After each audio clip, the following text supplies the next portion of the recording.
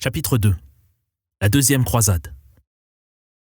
Au cours de la première croisade, suite à la chute de Jérusalem, l'armée chrétienne, réunie peu auparavant par l'appel du pape Urbain II pour lutter contre les infidèles musulmans, a commis d'épouvantables massacres à l'encontre des civils.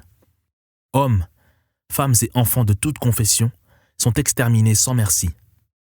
Les chrétiens orthodoxes d'Orient sont passés au fil de l'épée. Les juifs sont brûlés dans les synagogues. Tous ceux qui ne sont pas catholiques et ne reconnaissent pas le pape en tant que chef de l'Église romaine sont des âmes perdues. Dès lors, tous les habitants de Jérusalem ne sont plus des êtres humains. Ils ont perdu leur âme et peuvent donc être massacrés en toute impunité.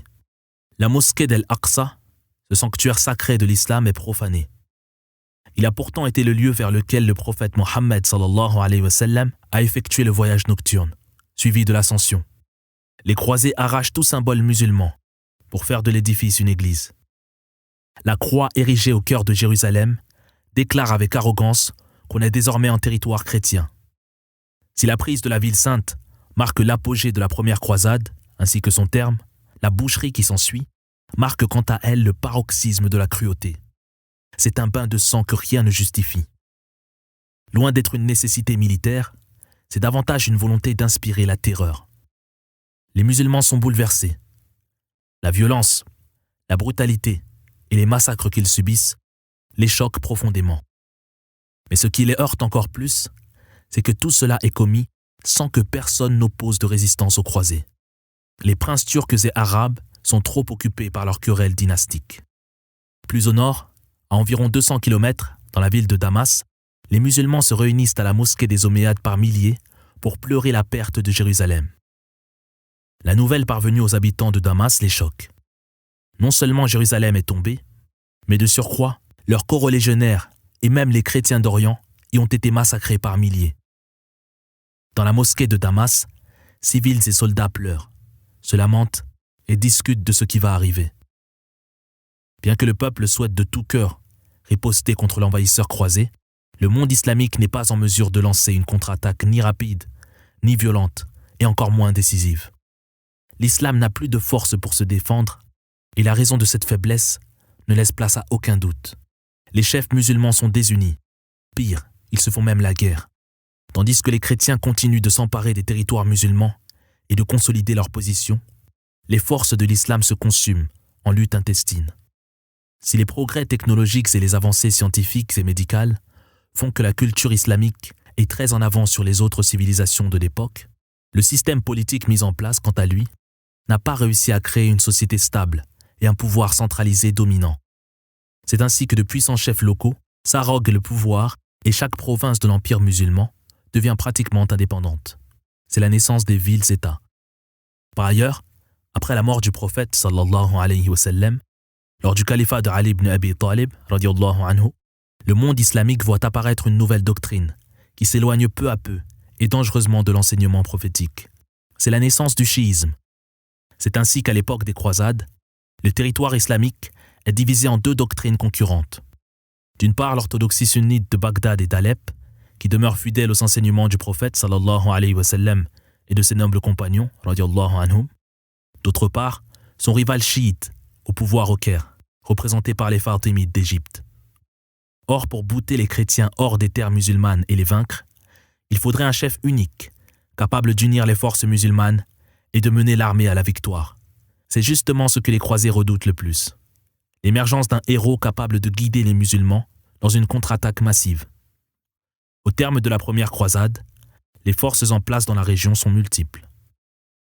L'occupation chrétienne. Le tout jeune royaume de Jérusalem vient d'être créé. Bien que les musulmans ne soient pas en mesure de reprendre la ville sainte, ils peuvent néanmoins se montrer très gênants. Ils lancent une série de guérillas contre le royaume croisé. Les alentours de Jérusalem étant sous domination islamique, les musulmans sont partout et ne cessent de faire mal aux chrétiens. Les caravanes croisées ne sont plus du tout en sécurité. Ouvrez les guillemets. Même derrière les murailles de la ville, il n'y a guère d'endroit où les chrétiens se sentent en paix. Les musulmans plongent le royaume dans un tel état de terreur que personne n'ose s'aventurer au-delà des fortifications, nous confiera avec exagération Guillaume de Tyr dans sa chronique des croisades.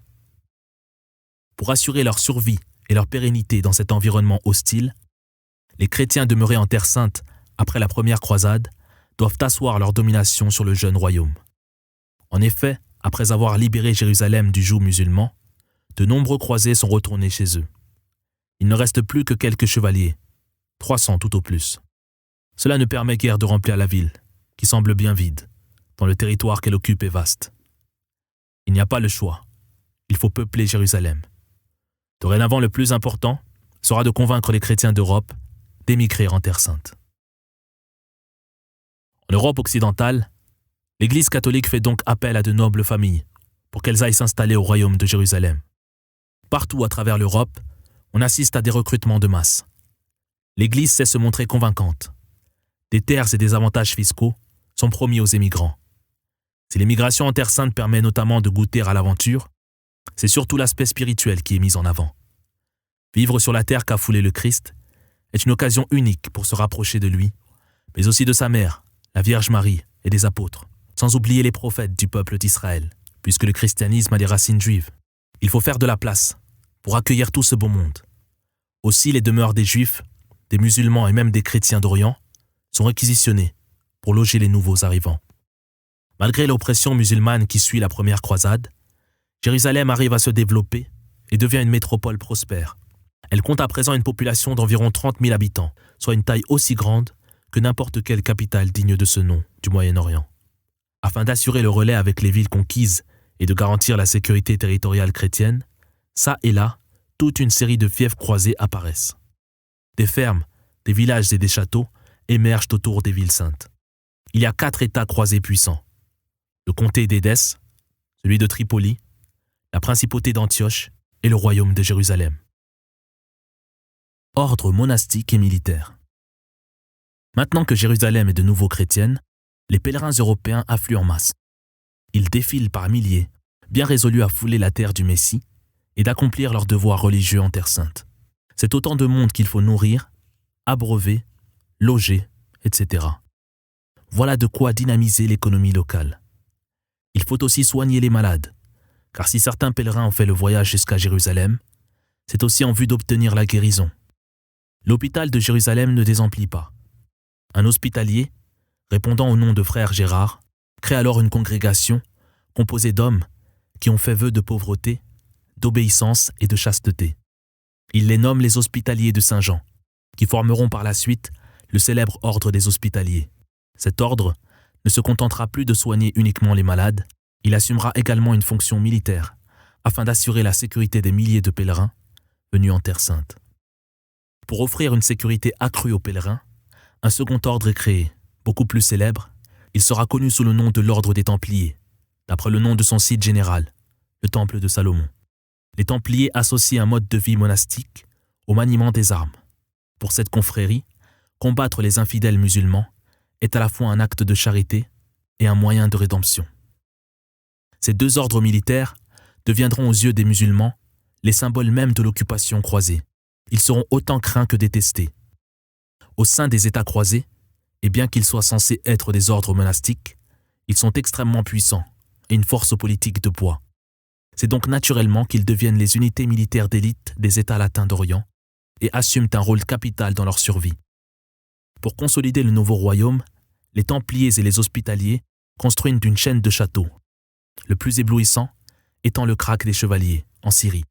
Dominant d'environ 500 mètres la plaine d'El Boukaya, il fait partie d'un réseau défensif qui parcourt les frontières des États latins d'Orient et contrôle la trouée d'Homs, point stratégique au carrefour des routes reliant Homs à Tartous et Antioche à Tripoli.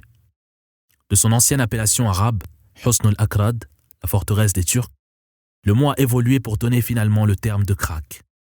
Puissant symbole d'autorité, ces châteaux prouvent que les chrétiens sont en Terre Sainte pour y rester. Mais les musulmans ne rêvent plus que de reprendre Jérusalem aux mains des croisés. L'aube d'une ère nouvelle. La situation des musulmans est au plus mal.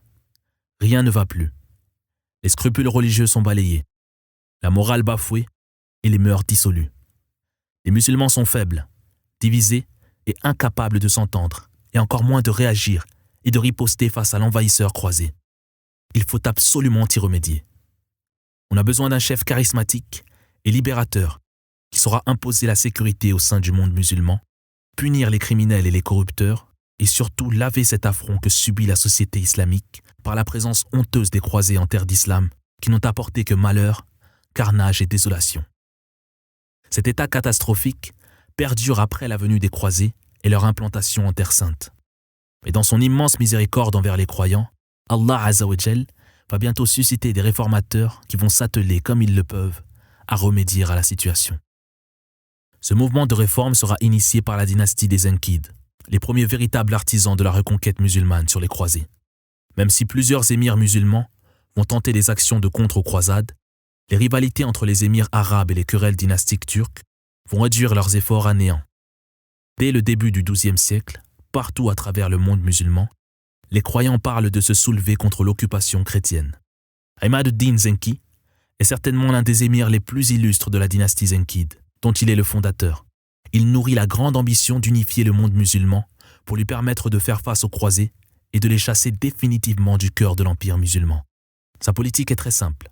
Il veut d'une part instaurer la sécurité et la justice au sein du territoire qu'il gouverne, d'autre part l'agrandir et le doter d'une organisation efficace. En peu de temps, il obtient le pouvoir sur Mossoul et Alep. Fort de son autorité sur la Syrie musulmane, il passe les 18 années qui suivent à commencer l'unification de la Syrie et à reconquérir les territoires croisés. Petit à petit, il se rend célèbre auprès des populations qui reconnaissent sa détermination à mener le combat contre les Francs. Il enchaîne les conquêtes et s'empare de Homs, Baalbek et Marat el-Nouman. Mais son plus grand succès est la prise de la ville d'Édesse en 1144. Ce faisant, il inflige une sévère défaite aux chrétiens et inscrit la première reconquête, capitale des terres musulmanes. En 1127, Imad-ud-Din Zenki devient l'atabey de Mossoul, suite à la demande de ses habitants qui se sont rendus à la cour du sultan pour lui demander de nommer un émir puissant, capable de lutter efficacement contre les Francs.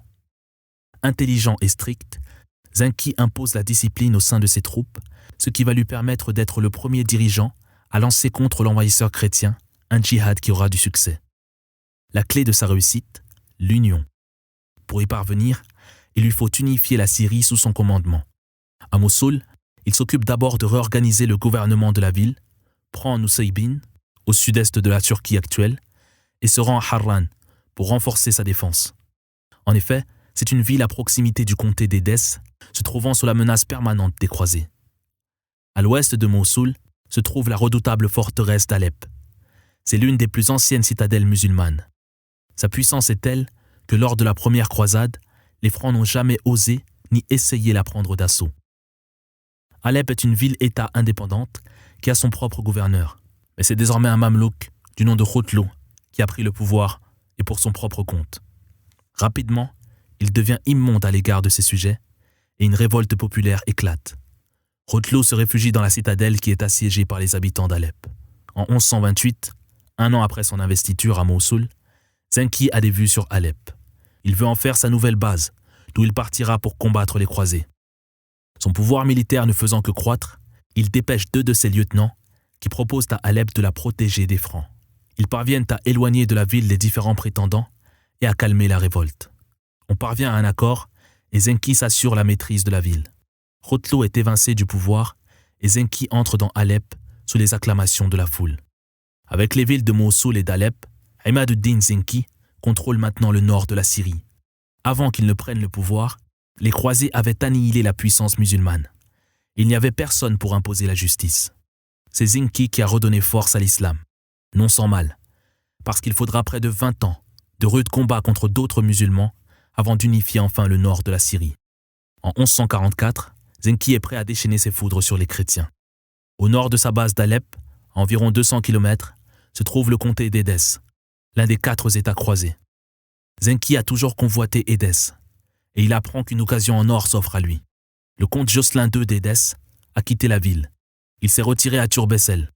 Or, cela fait déjà 1 an qu'il n'a pas versé la solde à ses troupes, incapable de trouver les fonds nécessaires. Zenki profite donc de ces conditions favorables et lance une offensive contre Édesse, qu'il assiège au mois de novembre de l'an 1144. Près de 50 ans après la création des États latins d'Orient, les musulmans sont enfin prêts à lancer leur première contre-attaque contre les croisés. Zenki assiège Édesse avec une armée de 30 000 hommes. La défense est assurée par Hugues II, l'évêque latin d'Édesse, qui refuse la reddition. Le comte d'Édesse n'étant plus là, les quelques chevaliers croisés restés pour protéger la ville sont pris par surprise. Ils se replient derrière les murailles. Pour les musulmans, c'est une occasion qu'il ne faut surtout pas manquer. Ils couvrent tous les champs aux alentours de la cité et pilonnent les murs sans relâche. Les assiégeants font montre d'un esprit de combativité farouche. Zenki propose à maintes reprises aux chrétiens de se rendre, mais n'ayant aucun dirigeant capable de prendre une décision avec autorité, rien n'aboutit. Les fortifications sont trop épaisses pour pouvoir les détruire. La seule solution pour entrer dans la ville consiste à saper les bases mêmes des murailles. Zenki fait appel à des sapeurs expérimentés qui sauront où attaquer les fondations. Cela tombe bien, il y a justement un réseau de tunnels qui s'étend sous les fortifications de la ville. Les mineurs s'y faufilent alors que les chrétiens tentent désespérément de défendre leur souterrain. C'est là que tout se joue. Les hommes de Zenki parviennent à mettre le feu aux poudres de bois qui soutiennent les galeries. La faim vorace des flammes consume rapidement le bois et les murs s'effondrent avec fracas. La technique de sape s'est avérée très efficace. Au mois de décembre de l'an 1144, après presque un mois de lutte, Zenki pénètre dans la ville avec ses troupes. Édesse est à nouveau sous contrôle musulman. Ahmad-ud-Din Zenki devient le héros du monde islamique. Il vient de réaliser un exploit que l'on croyait impossible. Il s'empare de la plus ancienne capitale des États croisés, qui constitue la première étape de la riposte contre l'envahisseur chrétien. La nouvelle de la prise d'Édesse surprend le monde musulman. Zenki est acclamé en héros. À lui seul, il est parvenu à créer un grand élan d'espoir en conduisant les siens à la victoire. Désormais, on sait qu'il est possible de vaincre les croisés. Tel un agréable murmure, la reconquête de Jérusalem traverse les esprits et devient tout doucement envisageable. Mais cela ne se fera pas avec Ahmad-ud-Din, puisque 2 ans après la prise d'Édesse, il est assassiné dans son lit, à l'âge de 59 ans. Tandis qu'il dormait paisiblement au milieu de ses braves en armes, Zenki est réveillé par l'un de ses esclaves. Celui-ci était en train de boire du vin. Furieux d'une telle immoralité, il promet à l'esclave un châtiment exemplaire à l'aube, puis se rendort. Saisi de panique, l'esclave le porte un coup mortel dans son sommeil. Le puissant Zenki perd la vie et le monde musulman son héros. Après sa disparition, l'espoir de voir le monde islamique enfin uni aurait très bien pu s'envoler. Mais le mouvement initié par Zenki est trop important et l'élan suffisamment engagé pour qu'il persiste. Le flambeau est repris par Nur-ed-Din, le propre fils de Ahmad-ud-Din, qui hérite de la ville d'Alep, mais surtout du rêve de son père. Il est prêt à relever le défi, qui est de taille car la prise d'Édesse a suscité un nouveau danger pour le monde musulman. Bientôt, une seconde croisade sera lancée par le nouveau pape Eugène III. La relève est assurée. À la mort de Ahmad-ud-Din Zenki, les plus âgés de ses fils se partagent ses terres. Seyf-ud-Din Razi prend possession de la partie orientale, avec pour capitale Mossoul. Quant à Nur-ed-Din Mahmoud, il s'installe à l'ouest, avec Alep pour capitale. Le royaume de Nur-ed-Din étant limitrophe au territoire croisé, durant toute sa vie, il va mener une lutte sans merci contre ses voisins chrétiens. Une lutte qui le sacrera grand champion de l'islam dans l'affrontement contre les croisés. Prêt à poursuivre le combat de son défunt père, Nur-ed-Din s'emploie à unifier le monde musulman et à ramener Jérusalem au sein de l'islam. C'est un homme d'une grande piété qui déteste au plus haut point les divertissements et le mode de vie des califes de Bagdad. Leur opulence outrancière, leur faste, les danseuses, le vin. Pour Nur-ed-Din, si les musulmans ont subi toutes ces défaites, point de doute, c'est en raison de leur éloignement de la religion. Il ne fait jamais mauvais usage de son autorité ou de son pouvoir. Aussi jouit-il d'un grand respect auprès de ses sujets. Pendant ce temps, la situation politique intérieure de l'Égypte fatimide se dégrade. C'est le chaos le plus total. Ce qui attire tout naturellement l'attention des croisés, et tout particulièrement celle du roi Baudouin III de Jérusalem, qui profite de cette faiblesse et de cette anarchie en janvier 1153 pour mettre le siège devant Ascalon, en arabe Asqalan, une ville fortifiée s'adossant à la mer. Malgré les tentatives fatimides et zenkides pour défendre la ville, celle-ci est prise au mois d'octobre, après un siège d'environ 5 mois. Ascalon était la dernière place forte fatimide du littoral palestinien, résistant encore aux croisés, constituant une menace pour le royaume de Jérusalem. Intégré à Jérusalem, Ascalon devient une tête de pont pour les armées chrétiennes en partant pour l'Égypte pendant les 2 décennies suivantes. Pour Nur-ed-Din, c'est une tragédie. Il ne peut pas sauver Ascalon à cause de Damas, qui lui barre la route. En outre, l'émirat de Damas entretient un lien de sympathie et de soumission envers les croisés. Autant de motifs qui poussent Nur-ed-Din à vouloir s'emparer de la ville avant les Francs. Une faction d'Amassène lui porte assistance dans son entreprise. Elle est dirigée par un certain Ayoub ibn Shadhi, le père du légendaire Salahuddin Ayyoubi. C'est un homme en qui Nur-ud-Din a confiance, puisque son père Zenki a été sauvé lors d'une précédente bataille à Tikrit par Ayoub. Par la suite, Ayoub sera nommé gouverneur de Baalbek par Zenki. En 1154, Nur-ud-Din marche en direction de Damas et parvient à s'en emparer sans y mettre le siège. Les portes de la ville lui sont très vite ouvertes. Cet événement capital permet à Nur-ud-Din d'unifier la Syrie à son profit, de dominer l'ensemble des terres musulmanes du Chem et de cueillir les fruits des précédents efforts de son père sous la bannière du djihad. Il nomme Ayoub ibn Shadhi à la tête de Damas. Son frère Shirkuh est l'homme de confiance de Nur-ud-Din. Toutes ces actions lui permettront de se faire connaître par les Francs, qui commencent à redouter sa présence. La riposte croisée. En 1145, quand l'Europe apprend que Zenki s'est emparé d'Édesse, le plus ancien des 4 États croisés d'Orient, les chrétiens perçoivent l'ascension de ce nouveau dirigeant comme une menace. Son message simple, union et djihad, ne leur plaît pas. À Rome, le pape Eugène III est alors obligé de réagir. Sa décision sera radicale. Il lance une 2e croisade. Son plan est très ambitieux. Il veut étendre les frontières de la chrétienté dans toutes les directions. En outre, l'optimisme est au beau fixe, car après tout, il s'agit tout simplement de répéter ce qui a été fait lors de la première croisade. On exhorte donc les futurs croisés à suivre les glorieuses traces de leur père. L'exhortation papale trouvera rapidement écho auprès de l'un des hommes les plus puissants d'Europe, le roi Louis VII de France, et de sa riche épouse, Aliénor d'Aquitaine. Lors de la première croisade, ce sont les barons qui se sont mobilisés. Les rois et les souverains européens n'y ont pas participé. Cette fois-ci, c'est le roi de France qui part en croisade. Louis VII est profondément chrétien. Il doit abandonner ses terres de France et se lancer dans une aventure durant laquelle il a de fortes chances de trouver la mort. Mais il est parfaitement résolu à réitérer les prouesses de la première croisade. Il veut reprendre Édesse pour ensuite étendre le royaume croisé. Cependant, il n'a aucune expérience militaire et est loin d'être un meneur d'hommes. En réalité, il ne sait pas dans quoi il s'est engagé. 2 ans après l'appel du pape, il entame la 2e croisade en guidant une armée de 30 000 soldats, dont quelques centaines de chevaliers expérimentés, les fameux Templiers.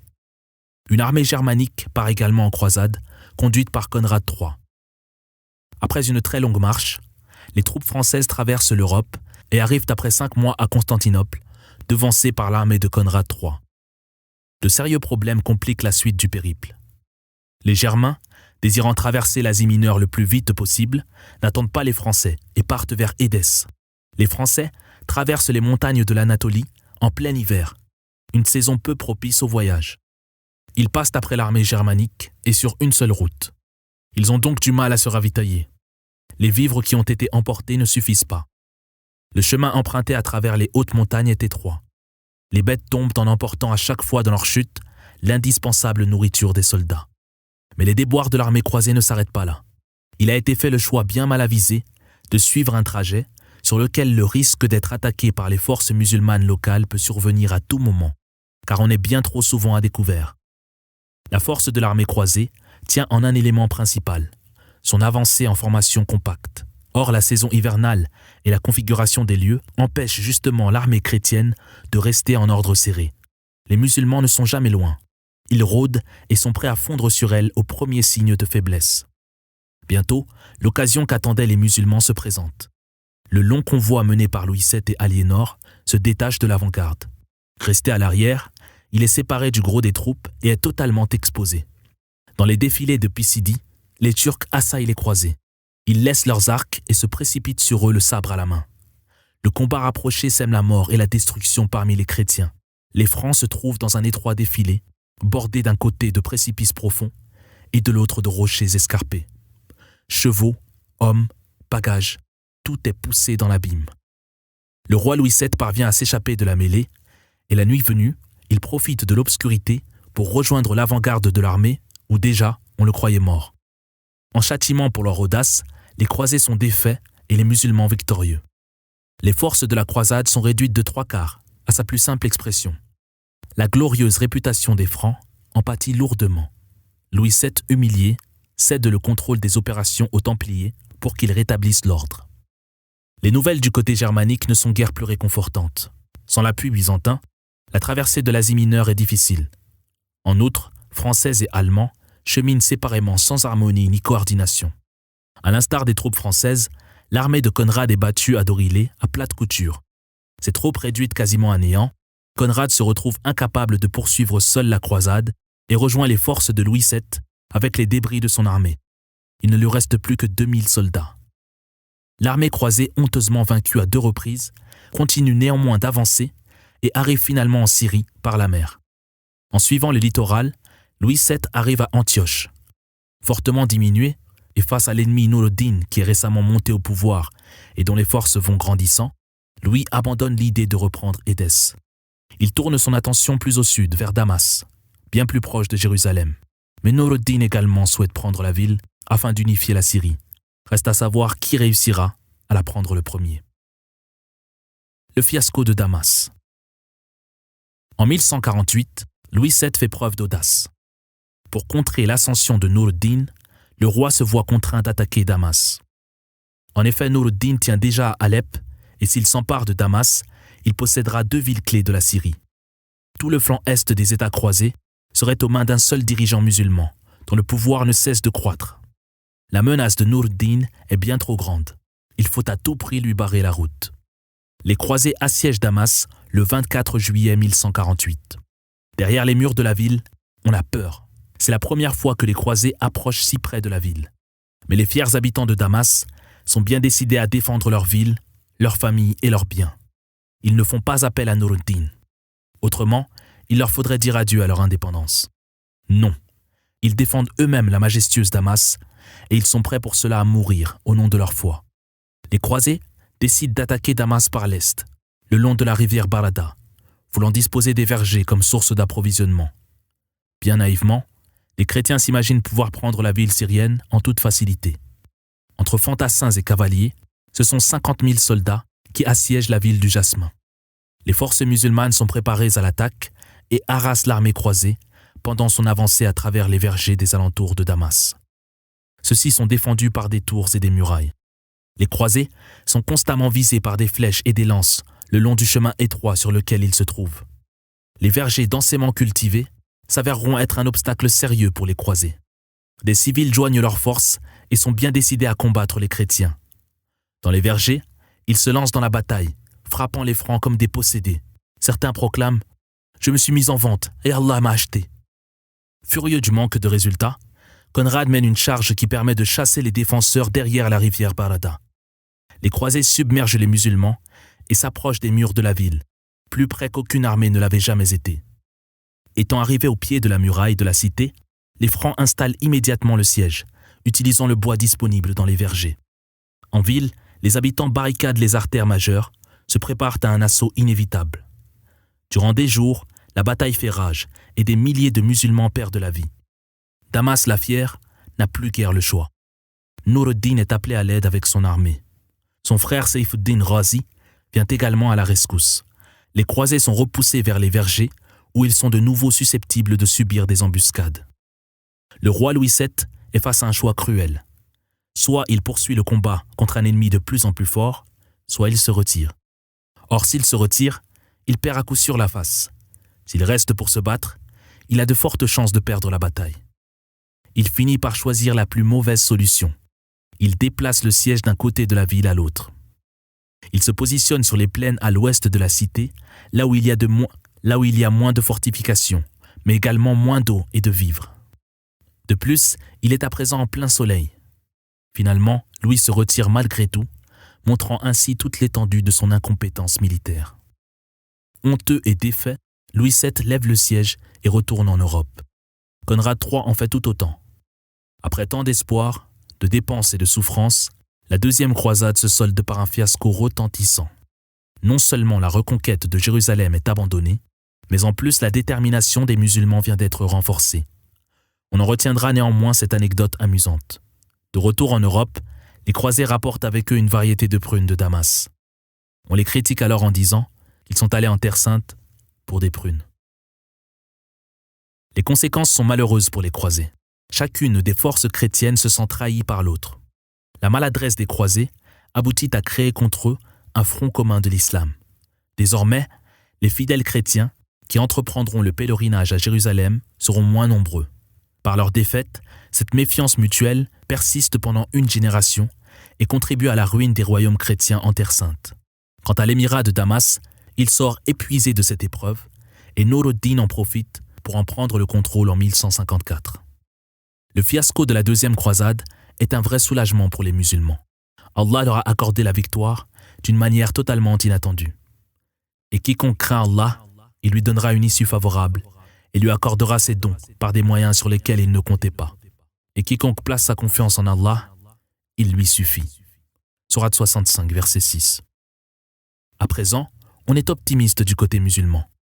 Lors de la première croisade, les Francs ont vaincu les musulmans alors qu'ils n'étaient dirigés que par des nobles. Cette fois-ci, en revanche, ce sont de grands rois européens qui sont venus et ils n'ont rien accompli. Cela signifie que les chrétiens ne sont pas invincibles. Les musulmans peuvent les mettre dehors.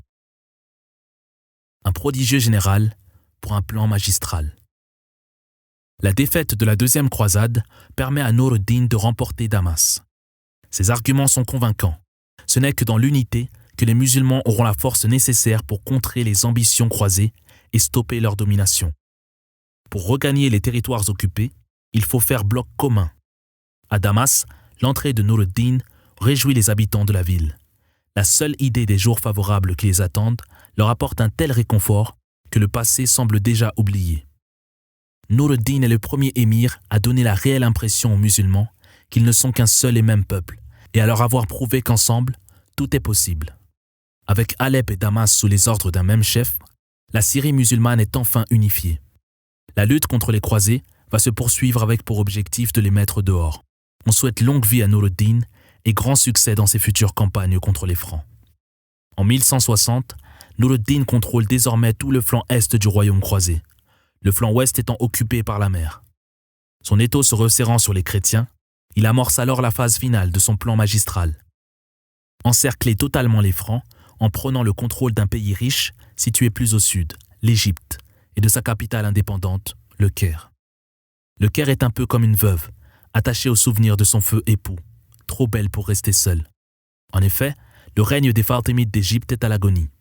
Si Nur ad-Din veut avoir une chance de vaincre les croisés, il lui faut l'Égypte. En outre, s'il ne s'en empare pas, les croisés risquent fort de ne pas s'en priver. Or, ces derniers ont justement des vues sur le Caire.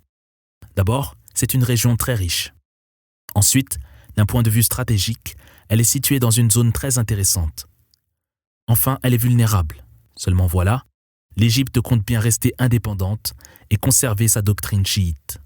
D'ailleurs, elle vient de verser un tribut aux Francs afin qu'ils s'abstiennent d'intervenir dans leurs affaires. Mais les chrétiens vont commettre une grave erreur et ouvrir la voie à Nur ad-Din. Non loin du Caire, les croisés attaquent une ville et massacrent des chiites. Toute entente avec les chrétiens est désormais impossible. On était pourtant disposé à se rendre. Aujourd'hui, suite au massacre, on ne parle plus que de résistance. Le seul choix qui s'offre à présent est d'implorer l'aide de Nur ad-Din. Si les croisés n'avaient pas agi ainsi, ils auraient pris le Caire le plus facilement du monde.